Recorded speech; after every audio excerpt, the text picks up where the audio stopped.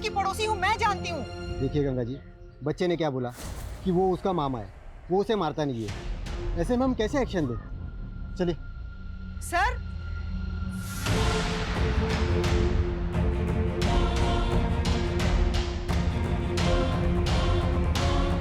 क्या हुआ माँ?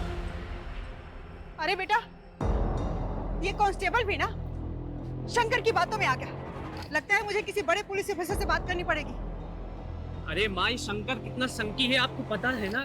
आप क्यों अपनी सोशल वर्क के चक्कर में खतरा मोल लेती रहती हैं? निशान, तू मेरा बेटा हो कैसी बातें कर रहा है? अरे छोड़ो माँ, चलो भूख लगी मुझे, चलो। अरे रुको, कुछ तो करना पड़ेगा ना इन लोगों का। अरे ऐसे कोई कॉम्प्लिकेशन नहीं है पापा। वो देविका ना अपने खाने पीने का ध्यान नहीं रखती, बस वही है। बेटा देविका की माँ होती ना तो इन दिनों मैं उसे देविका के पास ही रहने के लिए भेज देता, लेकिन तुम आया क्यों नहीं रख लेते? अरे नहीं पापा, रखा था मैंने किसी को काम पे, लेकिन वो काम छोड़ के चली गई। अब मैं सोच रहा हूँ 24 घंटे डिलीवरी तक मैं ही रहूँ उसके साथ। जोसेफ बेटा, मेरी कोई भी जरूरत हो तुम्हें तो बताना प्लीज। ठीक है पापा। पता करो क्या वाकई मियाँ बीवी के बीच में सब कुछ ठीक ठाक था? सर, कल ही मैंने अपनी बेटी से फोन पर बात की थी। ऐसा लगा ही नहीं कि वो अचानक से ऐसा कदम उठा लेगी। लेकिन आपकी बेटी ने खुदकुशी की है तो जाहिर सी बात है कोई बड़ी वजह हो, वरना आप खुद सोचिए 4-5 महीने की प्रेग्नेंट लेडी इतना एक्सट्रीम स्टेप क्यों उठाएगी? सर, यही बात तो मुझे भी खाई जा रही है।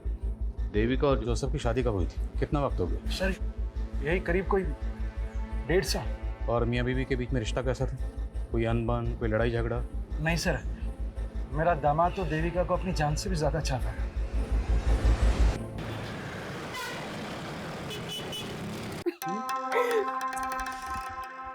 मेरे लिए अपनी बीवी को धोखा दे रहे हो? अरे तुम्हारे सामने मेरी बीवी क्या है मेरी जान? तो डिवोर्स दे दो उसको। को डिवोर्स नहीं दे सकता ना मेरी जान, क्योंकि उसके करोड़ों की प्रॉपर्टी मेरे हाथ से चली जाएगी। अपनी बीवी के पैसों से हम फुल ऐश करेंगे। अब चलें? अगर फिल्म मैंने तेरी बीवी को दिखा दी ना और वो तेरे हाथ पैर काट के तुझे चौराहे पर भीख मंगवाएगी, और तेरा क्या होगा छमिया? छमिया होगी तेरी माँ। बकवास बंद कर और डील फिक्स कर। वर्षा, तुम उसके साथ मिली हुई हो? वो अपनी हीरोइन है और मैं ना उसका डायरेक्टर हूँ। तेरे को पता है बहुत अच्छी एक्टर है ये।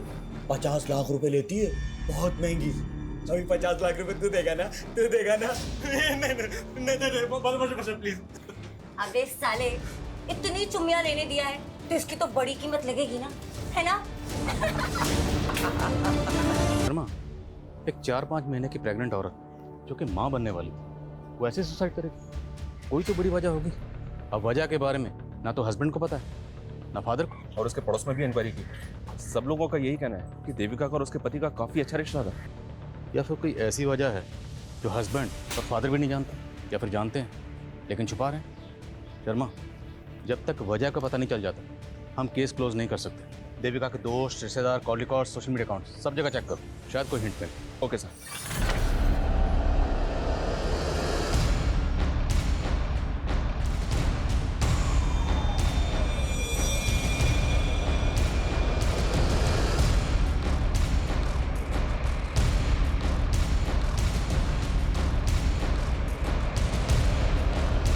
हमारे यहाँ जो माइनर बच्चा काम करता था वो कहाँ? सर, वो मेरे दूर का भांजा है सर। उसे ज़रा पास बुलाओ। बुलाओ कहाँ? लेकिन सर वो तो गाँव चला गया। कौन सा गाँव? एड्रेस बोल। देख परेश, मैं पहले ही बोल चुकी हूँ, ये वन नाइट स्टैंड का धंधा मैं छोड़ चुकी हूँ। अरे वो ठीक है, लेकिन ये आदमी ना एक रात का 1 लाख रुपया दे रहा है पूरा।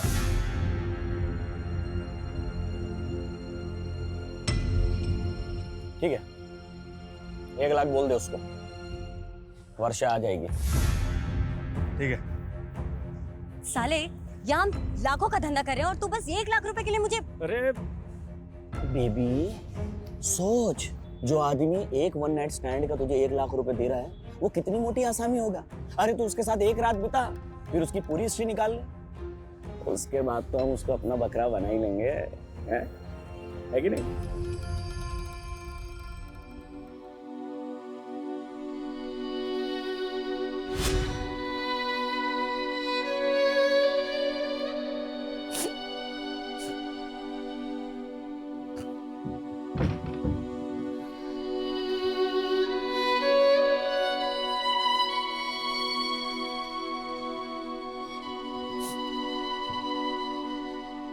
देखो देविका, मैं समझ सकता हूँ कि तुम अपने फादर को बहुत मिस कर रही हो, लेकिन मेरा विश्वास करो, तुम्हें खुश रखने के लिए मुझसे जो भी होगा ना मैं करूँगा।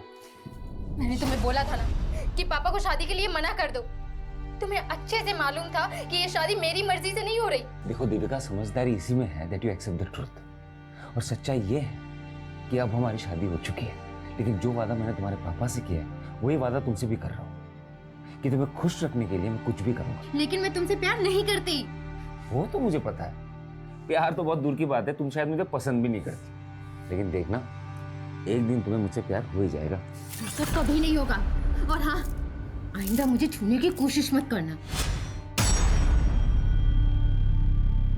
सर, मैंने देविका का सीडीआर और सोशल मीडिया अकाउंट चेक किया, उससे कोई भी क्लू नहीं मिल रहा है कि उसने सुसाइड क्यों किया।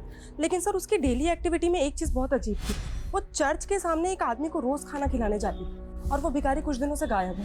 तो तुम्हें लगता है उस भिखारी का देविका के सुसाइड से कुछ ताल्लुक हो सकता है? हो सकता है सर।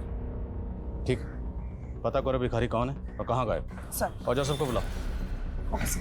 सर, गंगा के बेटे ईशान का कुछ पता नहीं चल रहा है। पता चला है कि वो गंगा के मर्डर से एक दिन पहले से ऑफिस नहीं आ रहा था। तो यू थिंक कि ईशान के गायब होने का उसकी माँ गंगा के कत्ल से कोई ताल्लुक हो सकता है? May be sir. शर्मा, उसके गायब होने की कुछ और वजह भी हो सकती है।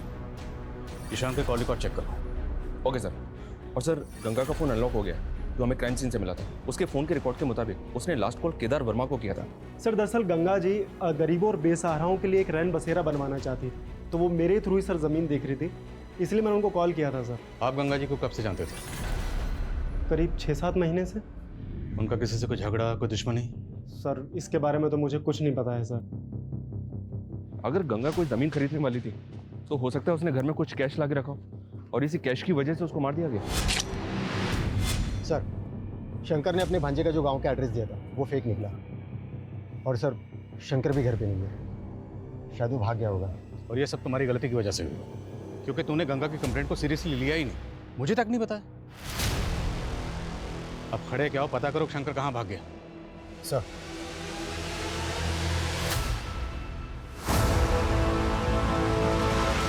हाँ सर, देविका उस भिखारी को खाना खिलाती थी, लेकिन उस भिखारी ने ऐसा क्या किया कि आप ये सवाल पूछ रहे हैं? इसलिए क्योंकि जिस दिन आपकी बीवी थी। तो आप क्या कहना चाह रहे कि देविका ने सुसाइड नहीं किया? अब किया या नहीं किया ये जांच का मामला है। सर, मुझे कुछ समझ में नहीं आ रहा है सर। ठीक है, अब जा सकते हैं, लेकिन कुछ भी याद आए तो बताइएगा। ठीक है सर।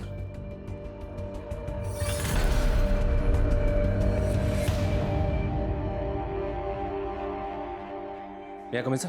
हाँ सर, ईशान का फोन गंगा की हत्या के एक दिन पहले यानी कि 23 जुलाई की रात को इंदौर में बंद हुआ था। उसके कॉल रिकॉर्ड्स के मुताबिक उसको लास्ट कॉल वर्षा नाम की एक लड़की ने किया था। ये वर्षा है सर, ये वर्षा सूरत की रहने वाली है, और सरप्राइजिंग बात, देविका ऐसा कैसे कर सकती है? कहीं किसी ने उसे मार तो नहीं दिया? किसने? मैं भी तो हो सकता हूँ ना। कैसी बात कर रहे हो तुम? पापा, आप भी तो हो सकते हो। जोसेफ, तो फिर कौन है उसका दुश्मन? जोसेफ, किसने मारा?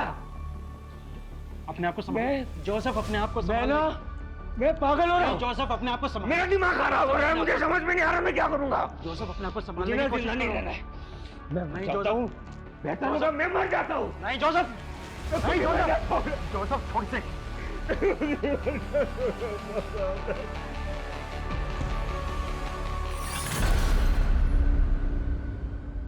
वर्षा का मर्डर हो गया? जी, 23 जुलाई की रात। वर्षा के सीडीआर से ही हमें परेश और विक्रम का नंबर मिला। दोनों का क्रिमिनल बैकग्राउंड है। परेश एक पिंप है और वर्षा इस विक्रम के साथ मिलकर लोगों को ब्लैकमेल किया करती थी। तो ईशान का एक एस्कॉर्ट से क्या ताल्लुक हो सकता है? हो सकता है सर ईशान भी वर्षा और विक्रम से ब्लैकमेल हो रहा हो। ये भी हो सकता है कि ईशान के गायब होने ट्रैफिकिंग पे पूछताछ भी हो चुकी है। सर, देवास पुलिस को शक था कि वो ऐसे लोगों को काम पर लगवाता है जो ह्यूमन ट्रैफिकिंग के विक्टिम है, लेकिन सर उस पर कोई आरोप साबित नहीं हुआ है। तो मुमकिन है शंकर ने इस अब्दुल के जरिए ही उस माइनर बच्चे को काम पे रखा हो। मिलो इस अब्दुल से। मैडम, मैं ऐसे वैसे लोगों को काम पे नहीं लगवाता मैडम, सबकी पुलिस वेरिफिकेशन होती है।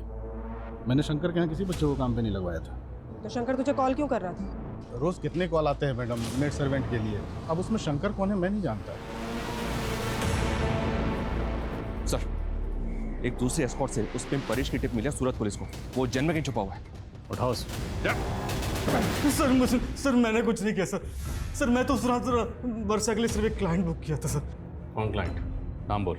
सर मैं उससे पर्सनली जानता हूँ सर उसने मुझे सामने से फ़ोन किया था। वो वर्षा को 1 लाख रुपए देने के लिए कहा था। सर मुझे लगता है उसने ही मारा होगा उसे। हाँ, वो मारा हमें पता है कि वर्षा और विक्रम लोगों को ब्लैकमेल करके लूटते थे। तेरा क्या रोल इसमें? पार्टनर है उनका? हाँ? नहीं सर ये उन दोनों का अलग से कांड है सर। विक्रम का? सर मुझे नहीं पता सर। उस क्लाइंट ने जिस नंबर से कॉल किया था, नंबर बोल।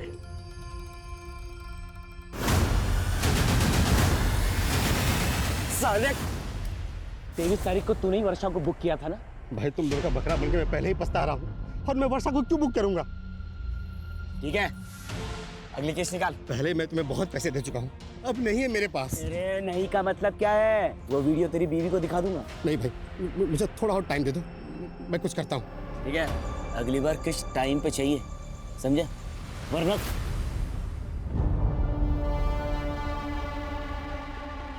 अरे जाना यार, जा।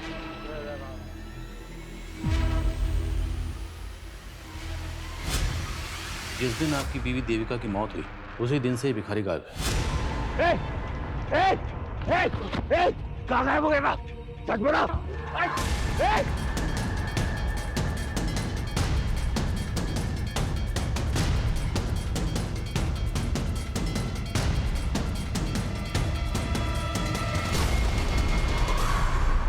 परेश ने वर्षा के कस्टमर का जो नंबर दिया था, वो नंबर फेक आईडी का है।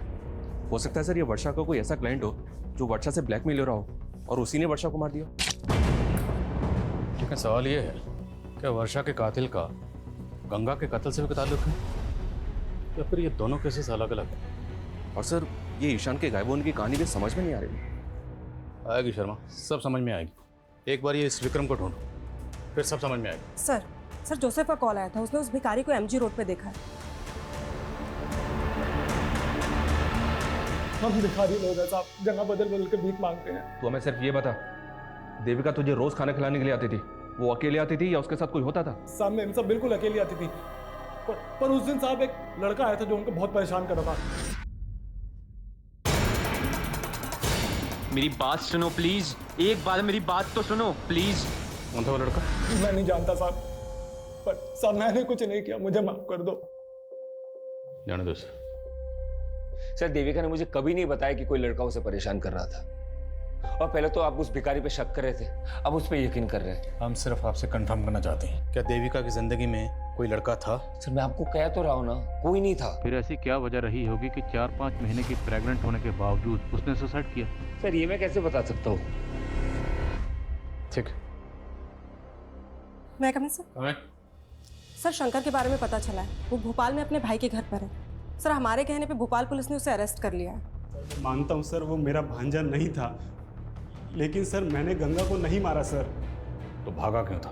सर मैं डर गया था सर, कम पैसे का नौकर ढूंढने के चक्कर में अब्दुल ने मुझे वो माइनर बच्चा दिया था काम पे रखने के लिए, लेकिन सर मैंने उस बच्चे को पहले ही निकाल दिया था सर।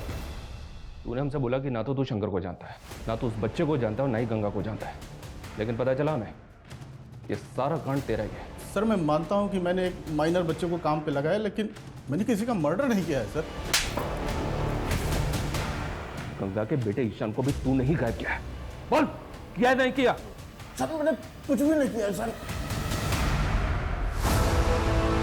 हाँ, मैंने अपनी वाइफ को सब बता दिया है, तुझे जो वीडियो भेजना है भेज। 1.5 आना बनता है तेरी तो, साले तो पुलिस लेकर आया। अब जल्दी। सर वो साला 1.5 आना निकला, मुझे तो लगा वो वर्षा को उधर ही खत्म कर देगा, पर पता नहीं कैसे वर्षा उसके चुंगल से बच के बाहर आ गई। उसके बाद वो किधर गई, उसने ईशान को फोन क्यों लगाया, मेरे को नहीं मालूम साहब। पर परेश ने बताया कि जहां वर्षा होती थी वहां हमेशा तू होता था, उसका पार्टनर था ना तू, लेकिन जिस दिन उसका कत्ल हुआ सिर्फ उसी दिन उसके साथ नहीं था। क्यों? जब मैं लॉज में पहुंचा तब तक वर्षा का कांड हो चुका था साहब। वर्षा! लेकिन साहब वहां मेरी नजर एक विजिटिंग कार्ड पर पड़ी साहब। Visiting card? कातिल ने पहले कत्ल किया और उसके बाद जानबूझ के अपना विजिटिंग कार्ड वहाँ छोड़ दिया। हाँ, नहीं साहब, मैं झूठ नहीं बोल रहा हूँ। मुझे मालूम था पुलिस मुझे ढूंढेगी, मेरे पे डाउट करेगी, इसलिए वो विजिटिंग कार्ड मैंने संभाल के रखा।